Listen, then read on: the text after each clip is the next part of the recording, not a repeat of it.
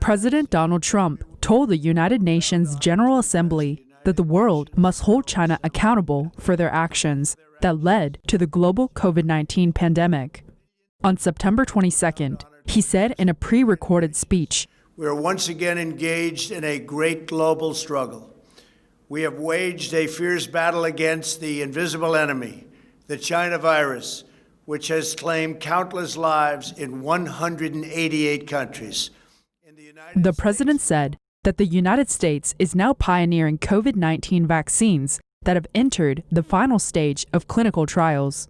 President Trump characterized the Chinese regime as the nation which unleashed its plague onto the world, noting that in the early stages when the virus first emerged in China's central city of Wuhan, Beijing chose to lock down cities while allowing flights to leave China and infect the world. China condemned my travel ban on their country, even as they canceled domestic flights and locked citizens in their homes. On January 21st, the United States first upgraded its China travel warning after the first virus patient with a travel history to Wuhan was confirmed. On January 30th, it then closed off its borders to travelers from China. The same day, the World Health Organization declared the outbreak a global health emergency. Trump also criticized the UN agency for complicity in the cover-up.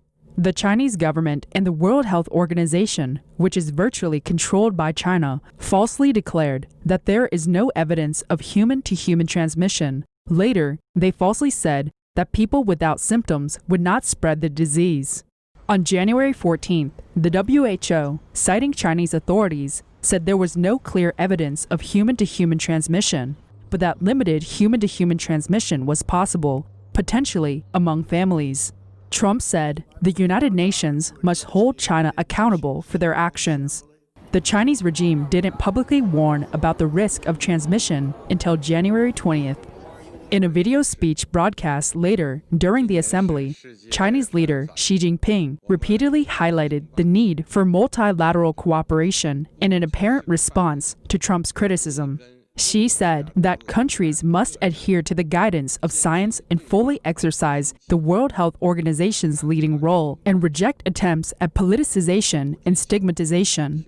The U.S. administration has criticized the Chinese regime for its lack of transparency during the pandemic and its human rights abuses, such as in the regions of Xinjiang and Hong Kong, as well as the persecution of the spiritual group Falun Gong. On September 21st, House Republicans released an audit stating that the Chinese Communist Party and the WHO are culpable for the spread of the pandemic. Had they acted sooner, according to the report by Republicans on the House Foreign Affairs Committee, a global outbreak would likely have been prevented.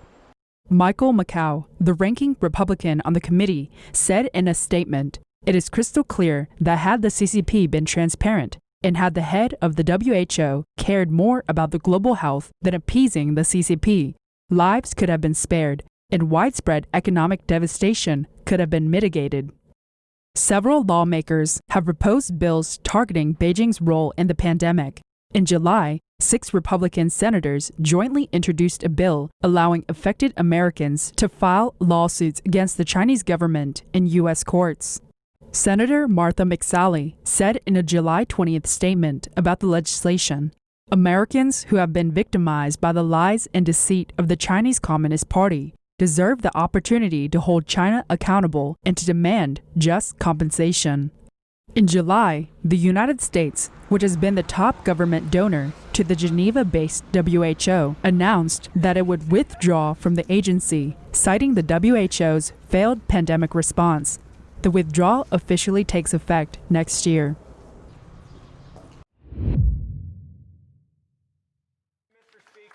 MP Garnett Genuis, the Conservative Shadow Minister for Multiculturalism and Canada-China, said Beijing's actions in Hong Kong should be concerning for all Canadians, as well as all free peoples. On September 22nd, Genuis said at a webinar that Beijing's subjugation of Hong Kong by imposing a draconian national security law on the autonomous region has global implications and represents what is likely to be the most important conflict contest of the 21st century. He said, "Hong Kong provides the key to the whole world in terms of the challenges and conflicts that now confront us in the 21st century." What Hong Kong helps us do is understand the nature of the conflict between countries like ours and the PRC. The MacDonald Laurier Institute, an Ottawa-based public policy think tank, hosted the webinar titled Hong Kong, A Way Forward, How the Free World Will Respond to Beijing's Crackdown, to discuss how democratic nations should respond to the deteriorating situation in Hong Kong.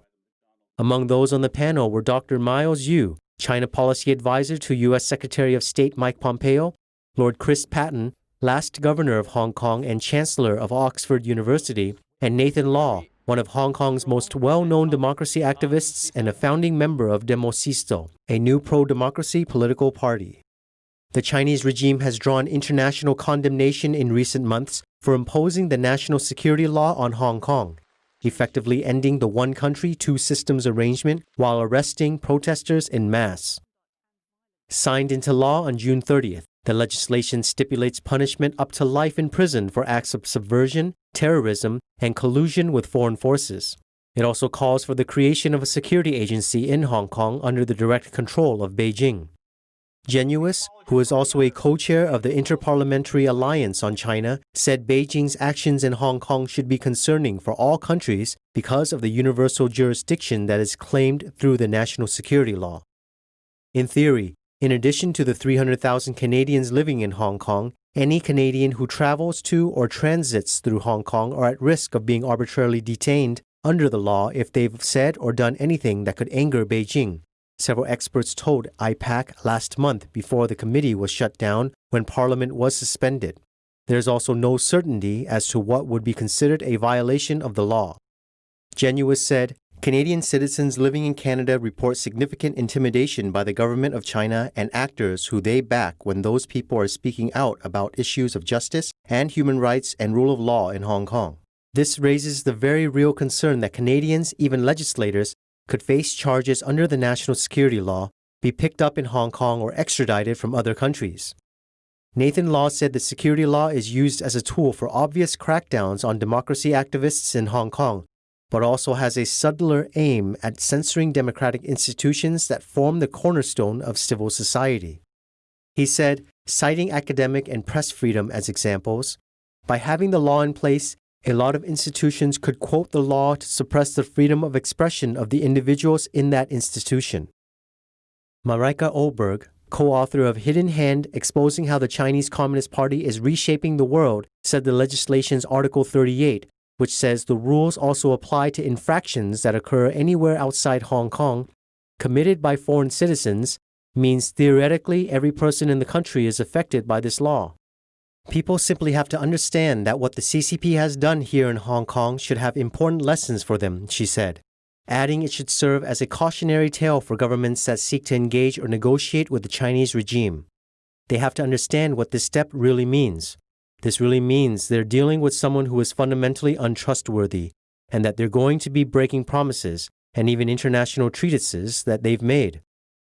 Oberg said Canada's response to China's bad behavior has been relatively muted so far, noting that business interests and elites who want to look the other way tend to hinder concrete action. She said, it's just been very convenient in many ways, financially helpful and financially beneficial for people to look the other way and to pretend that this isn't happening as long as it is happening to someone else. Genuis says there are several ways Canada should respond to Beijing's aggression in Hong Kong.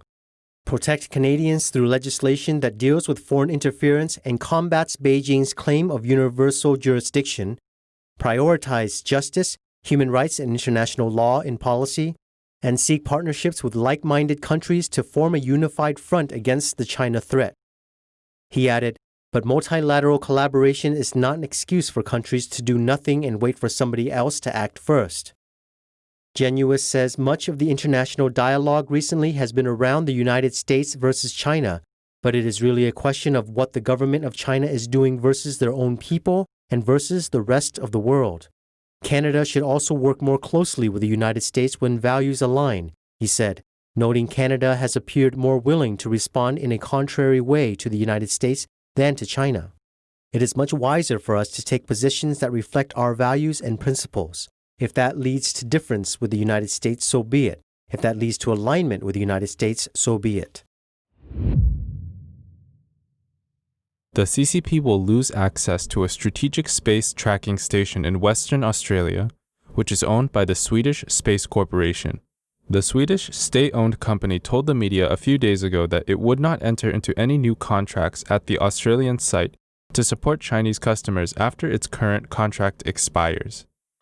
Experts believe that this decision may indicate that the confrontation between the CCP and Western countries will extend from the field of science and technology to a space war. On September 21st, Reuters reported that the Swedish Space Corporation has had a contract allowing Beijing access to the satellite antenna at the ground station since at least 2011. The PRC last used the Yatharaga satellite station, owned and maintained by the SSC, in June 2013 to support the three-person Shenzhou 10 mission, which completed a series of space docking tests, SSC said. The SSC said the current contract supports Chinese scientific space missions within its program for manned space flights, for telemetry, tracking, and command services. Given the complexity of the Chinese market, brought about by the overall geopolitical situation, SSC has decided to focus mainly on other markets for the coming years, the SSC said in an emailed response to questions. This is a big blow to the PRC because mainland China has been developing its own space exploration capabilities. The Shenzhou 10 was launched in June 2013, and the Beidou navigation satellite system was completed not long ago. It will greatly harm the PRC's ability to build and explore space once this strategic space tracking station cannot be used. The report mentioned that the space tracking station used by Beijing is located next to an SSC satellite station primarily used by the United States and its agencies, including NASA.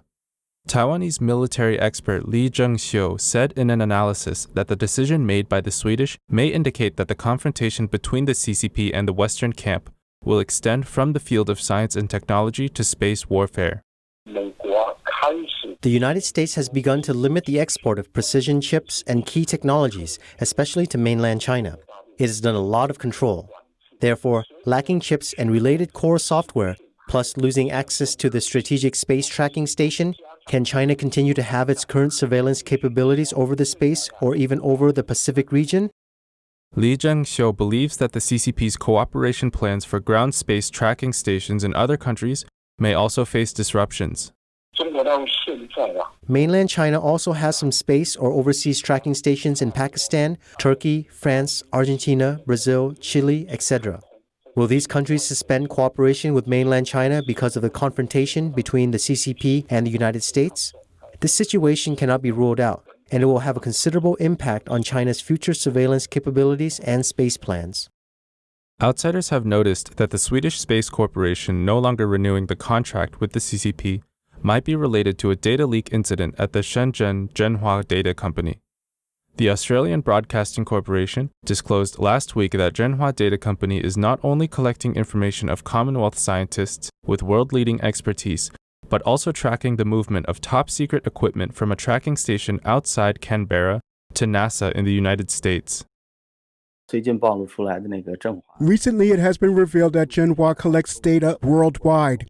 In terms of the amount of data collected, Australia ranks second after the United States, and this is only 1/10 of the data scraped up. There are tens of thousands of important data about Australians, including data related to top aviation Australian scientists. The CCP's intentions are obvious, and this will definitely arouse the vigilance of the Australian Security Department. Li Yuanhua believes that after learning of the CCP's intention to surveil the space field, Australia will definitely take tough measures out of national security considerations, including joining with the United States and Sweden and no longer authorizing the CCP to use the satellite stations. The United States has an absolute advantage in the field of space. The purpose of establishing a space force is to check and balance the development of the CCP in space. Knowing that the CCP Wong-Tong development, especially in the emerging technologies and space, is harmful to mankind, I believe Australia will actively cooperate. The Swedish Aerospace Corporation told Reuters that after stopping cooperation with the CCP, it will focus on other markets. Li Yuanhua believes that this shows the company's determination to maintain world peace even at the expense of losing business interests.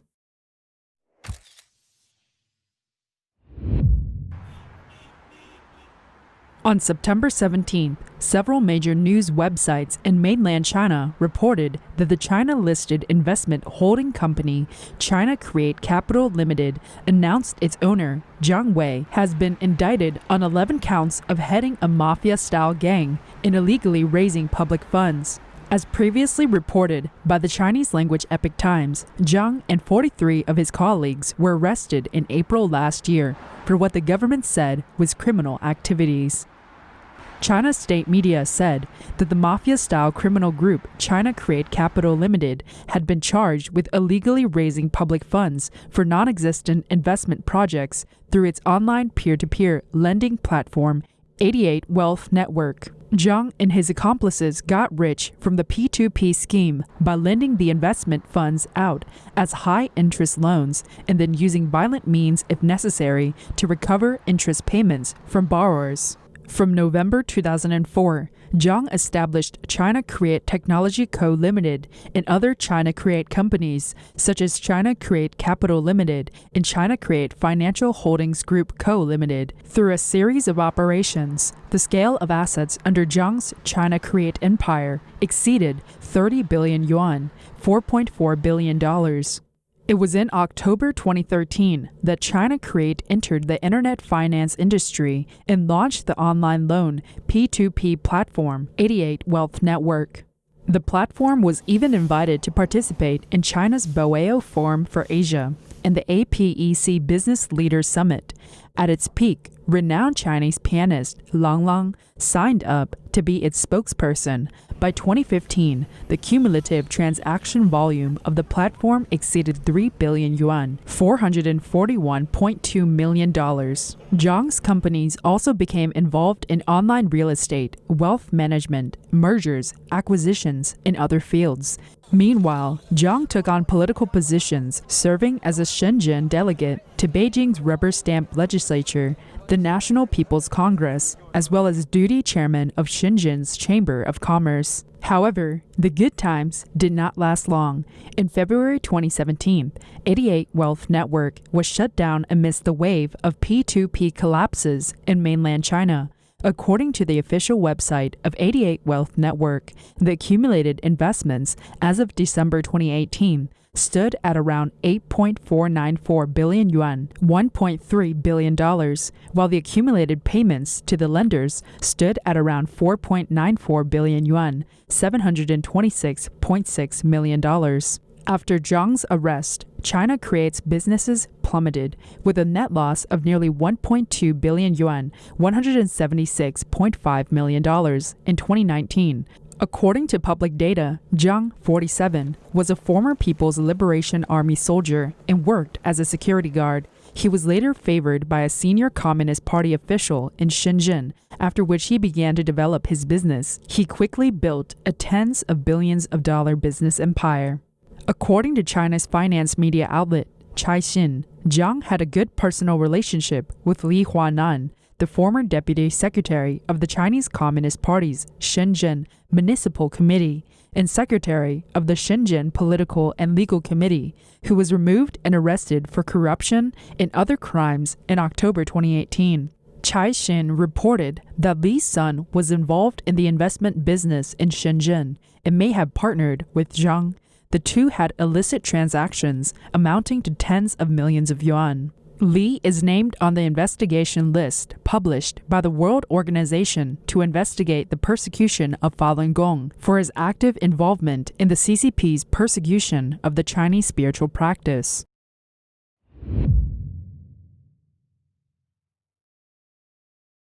During a speech in Shanghai on September 20th, Jiang Wenhong, the director of the Department of Infectious Diseases at Huangshan Hospital, said that a second wave of the CCP virus is inevitable. Just one day before, another expert, Zhang Nanshan, also indicated that the epidemic will continue to exist in the upcoming winter season and spring season of next year. Regional outbreaks are possible. Although the CCP claimed that the epidemic has already been controlled, the warnings of these two experts sparked a suspicion of outsiders. The director of the Department of Infectious Diseases at Huashan Hospital, Jiang Wenhong, indicated that the CCP virus will continuously exist because of its high rate of transmission. Basically, this epidemic is going to continue for a very long time because this virus has spread to every corner of the world. And the biggest problem is that its virulence is not significantly high, and when its virulence is not high, 80% of the people are asymptomatic. This is extremely scary. The 80% of asymptomatic infections far exceeds the 60% previously estimated by the Chinese expert team. These asymptomatic infections are highly contagious and can inadvertently become wandering poisonous sources. Jiang Wenhong indicated that the second wave of the epidemic is inevitable and that it would take the world at least a year to reopen. The overall mortality rate of sick people is less than 0.5%, which is acceptable to all of us. And this is the point when the world will reopen. And when is this time going to come? Maybe after a year. Dr. Sean Lin, former lab director of the viral disease branch at Walter Reed Army Institute of Research, indicated that the epidemic is still very much happening inside China. Actually, in the past few months, we see many regional outbreaks happening in many different cities. From Inner Mongolia to Hebei province, from Xinjiang to northeast China, in Dalian City, in Hong Kong, and in Yunnan province. It has never stopped. So in reality, of course, the CCP knows that the epidemic is still going on. It's just a political propaganda campaign to the world when they say, victory against the epidemic and zero campaign. The newest outbreak reported by the CCP official media is in Yunnan province. On September 13th, Ruili City, located at the border between China and Myanmar, reported 2 confirmed cases and was immediately put under lockdown the following day. On September 19th, the local government of Yunnan province declared that the entire province has entered full-time war mode. Until September 21st, only 11 confirmed cases and 16 asymptomatic cases were imported from overseas, according to officials. However, videos online have shown thousands of hospital beds were quickly established in mobile hospitals in Ruili City. In addition, many events that are not shown by the CCP state-owned media are happening. For instance, on September 21st, Japanese TV Asahi reported that universities in many parts of China are taking unusually strict measures to close schools. Some have installed barbed wire fences, forbidding students to go out and forcing them to shop online. Students in the university in Henan province have to line up several hours in advance to take a shower. There were even students who filed a complaint to the Ministry of Education saying that they would live stream suicide if the school does not open up by the 25th.